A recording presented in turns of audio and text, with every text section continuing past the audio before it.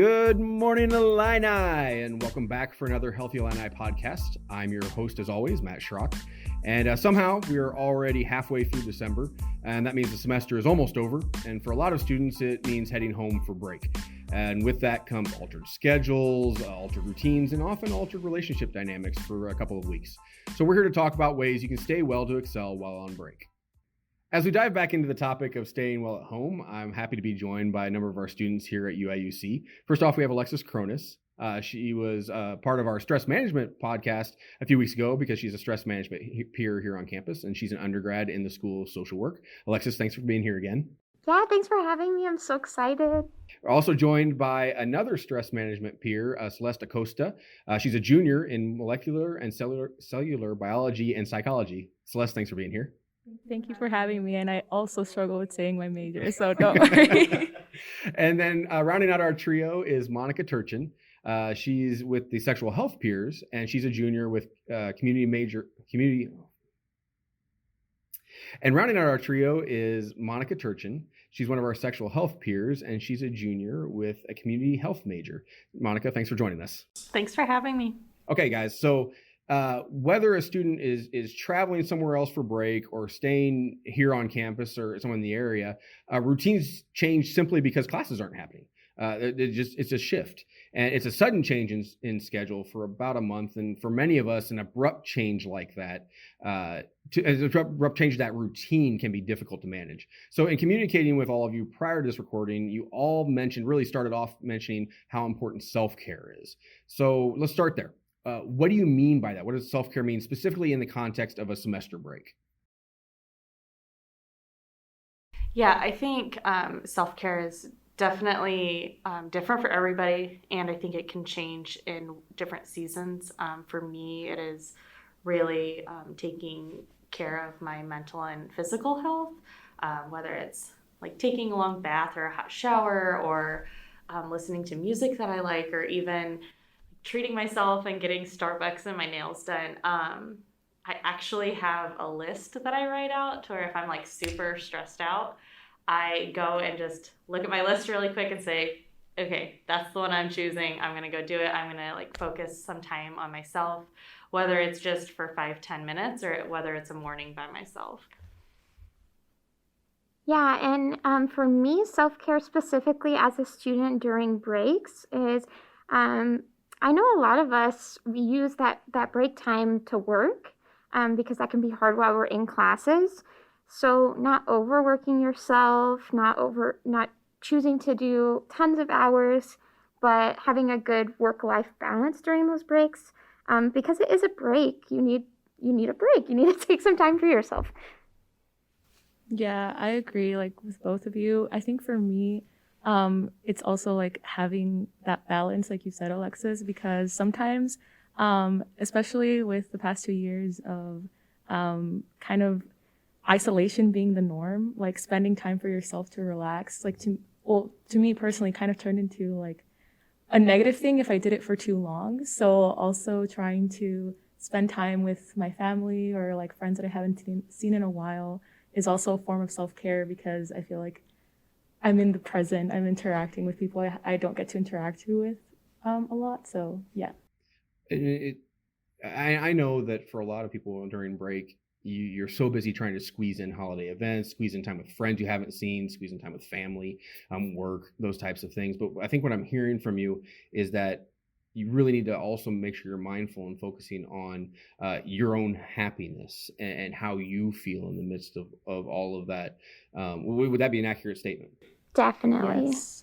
Yeah, I think it's important to really like take a moment before you go into the break and think about like what you want out of it. Like, are you trying to get that extra thing on your resume? Are you trying to connect with family? Are you really needing a moment to like take a breath for yourself and just reevaluate and refocus? And then just kind of like set goals for yourself for that break. And that way you don't feel like it's wasted or maybe disappointed at the end of it. And one of the things that can be difficult going home for break, whether you're here or going home, is that shift in the shift in routine and the shift in relationships feels almost like you have a different life. in that especially for students who are going home, especially first-time students, you spent your whole life with this one dynamic, with the family, with the environment, and all those sorts of things, whatever may come with that. And then you go off to college and you establish new norms, you establish new boundaries, you establish new routines, and now you go home and you have almost two separate lives that you're trying to reconcile.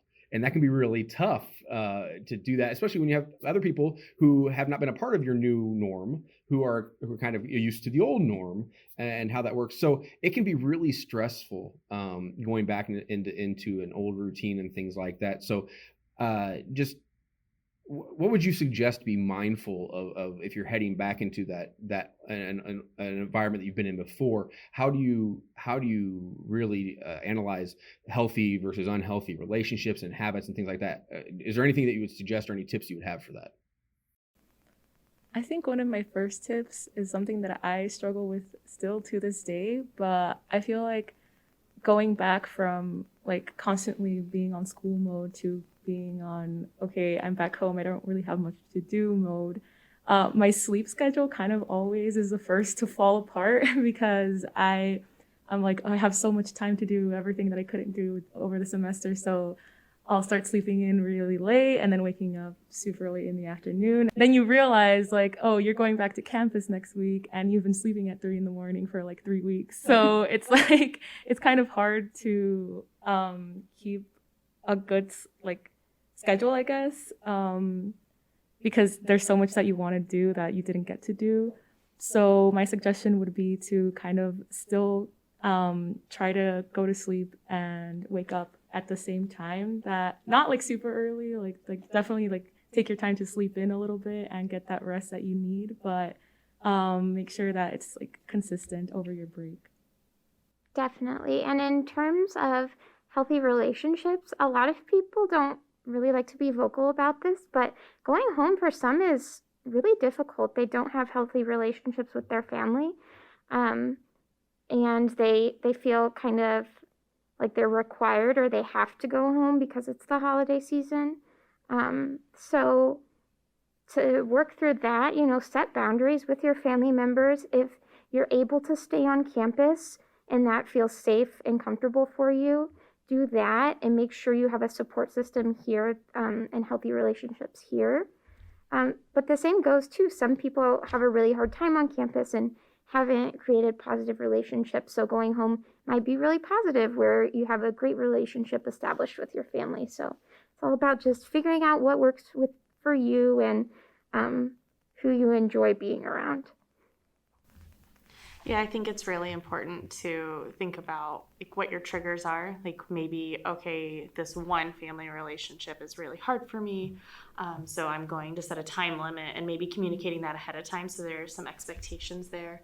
Yeah, I think it's really hard coming into the holiday season. We see everything advertised as like joyful and happy, and that's a really tough realization for some people to come to, is that that's not my scenario, and it just is almost sad to think about, but just recognizing like what are the things that you can control and like where can you like put your happiness as a priority, and maybe even like rehearse some dialogue, like think about how you're gonna like approach those topics with family. And maybe even, like, I've used this before, having a safe word for, like, a close loved one. Like, okay, like, I'm really stressed out about this. My safe word's candy cane. And so if I start talking about candy canes to you, I need to go for a walk and I need to remove myself from the situation. But I think that is really important coming to campus, is you do get your freedom and you get a sense of what brings you joy. And if you're still searching for that, like, this is also a time to, like, really figure that out.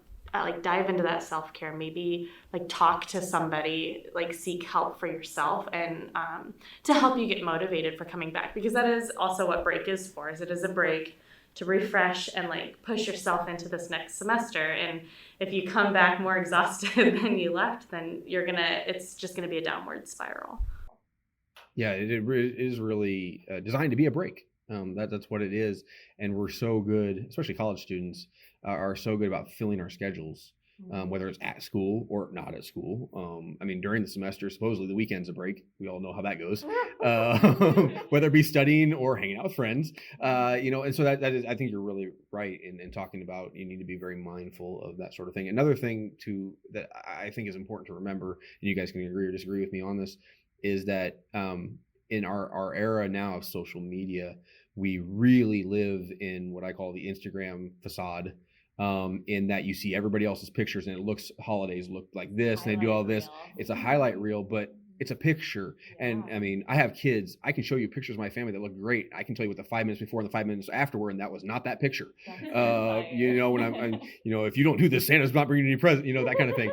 And so it's important to remember those kinds of things and understand where your triggers are. I love that you said that. Understand where your triggers are and what you're looking at, and set those boundaries. So let's go back a little bit, and you kind of touched on the first question, but I really want to give a chance to really flesh it out a little bit more. We talked about self-care, and you talked about a couple of the components that go into that. But I'd like to talk about any more specific examples you have on self-care. I mean, you talked about safe word to walk away, talk about sleep schedule. We could talk about, exercise. We can talk about how you eat at home, things like that. Or if you have any tips for someone who is feeling overwhelmed, because you're all part of the Peers program, if somebody's feeling overwhelmed and feeling uncomfortable or just uncertain in where they're at, what are some resources that they can turn to, that sort of thing. So I'm just going to kind of leave it open for you. But if you could give some specific examples. Again, these don't work for everybody, and that's fine. Everyone's on their own personal journey. But just to give a couple ideas, maybe to trigger some or spark some imagination on ways they can be mindful of that while at home. Well, I am a huge advocate for going to therapy. Yes. And there's, I'm a social worker, so how can I not be, right? But whether that be individual therapy or group therapy, or even if it's something like finding an online group of friends that struggle with the same thing, and that's all you do is just chat online, that's a form of therapy too. I think that everyone needs and deserves therapy, and there's resources literally anywhere, whether that be on your phone like we were talking about, or here in the community. There's campus resources as well as outside providers. So I think that's my favorite form of self-care, is making that time to go. But yeah, what is everyone else? Yeah, kind of along those lines, like something that I try every single break to do is get into the habit of like meditating in the mornings or at night, or like anytime I'm feeling overwhelmed, to just kind of like go back and focus on my breathing, how we do at stress management peers. Yeah. And it's something that I'm still practicing to try to get better at, because sometimes you really do forget that when you're stressed, you're not breathing properly. Yeah, it changes the way you react to things. Yeah, exactly. And then sometimes when I'm on break and I don't really have like much to do, I guess, because I'm an introvert. Okay? I do like hanging out with my friends and stuff, but most of the time I'd rather be by myself. But sometimes I start overthinking, and I start thinking about next semester and what I'm going to do, and then I go into this loophole. And then even though I'm supposed to be resting, I start getting stressed, and I'm just like kind of laying there like in my own thoughts. And then I realize, I'm getting really overwhelmed. So something that I would recommend is trying to practice how to breathe deeply, like doing deep breathing exercises. And I've had I think there's a couple of apps that you can download on your phone that have like really like well-guided meditation exercises. And I will jump in with that. We will have resources listed in the episode description as always.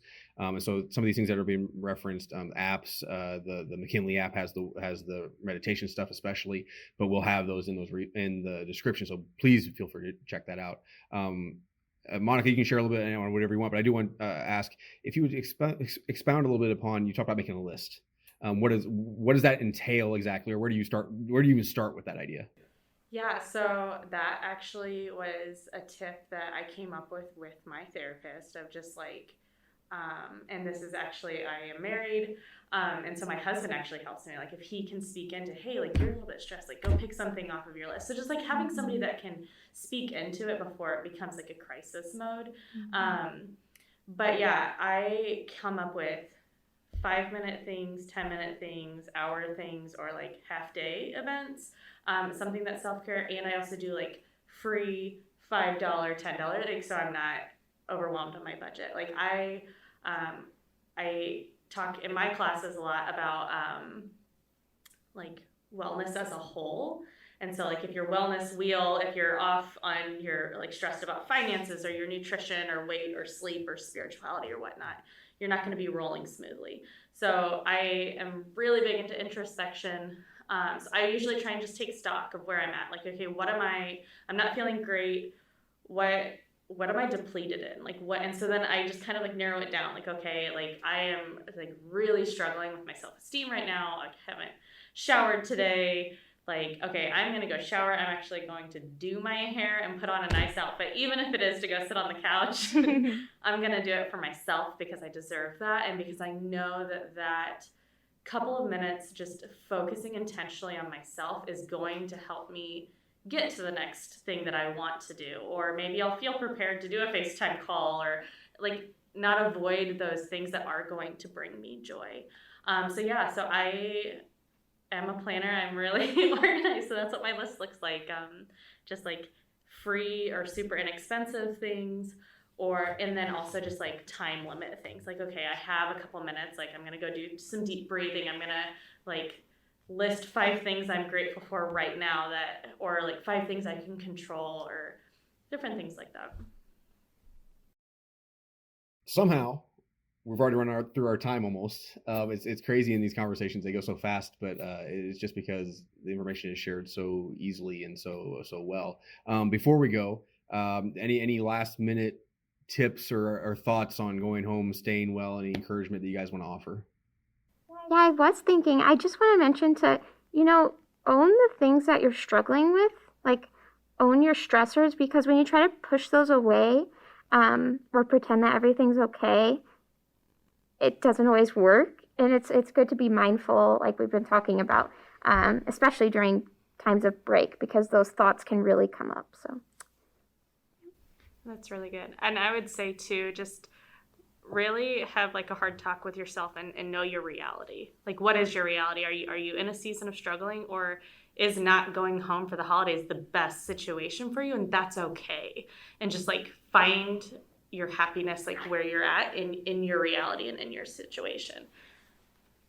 Yes, I definitely think those are really good things to keep in mind. And also be proud of yourself for finishing another semester in a global pandemic. So I know like the transition to in-person, or if like you stayed online again this semester, it was still a struggle for a lot of us. So be proud of yourself for being able to finish it, and take this opportunity over break to really, like we've mentioned, find your happiness, and just be in the moment. Enjoy your break because you deserve it.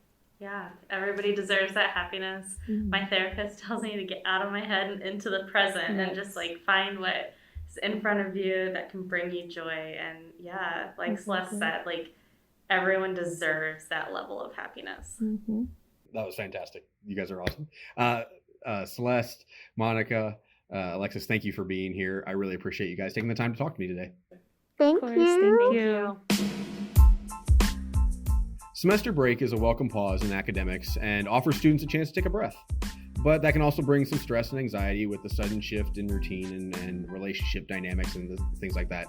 So being mindful of your own self-care and boundaries can go a long way to helping alleviate that stress. Be sure to check out the resources in our episode description. There's lots there to help you through that time. Reach out, whether it be to the stress management peers, the sexual health peers, any of our other peers, us here at Healthy Illini or McKinley or the Counseling Center. Encourage you to reach out, continue the conversation, and we'd love to be a part of that with you. Thank you for joining us today. You're on a personal journey no matter where you are in it. You are important and you matter. Your health and wellness are important and matter. And we're here to keep you well to excel. So go have a great week, Illini. Let us know how you're doing, and we'll catch you next time on Healthy Illini.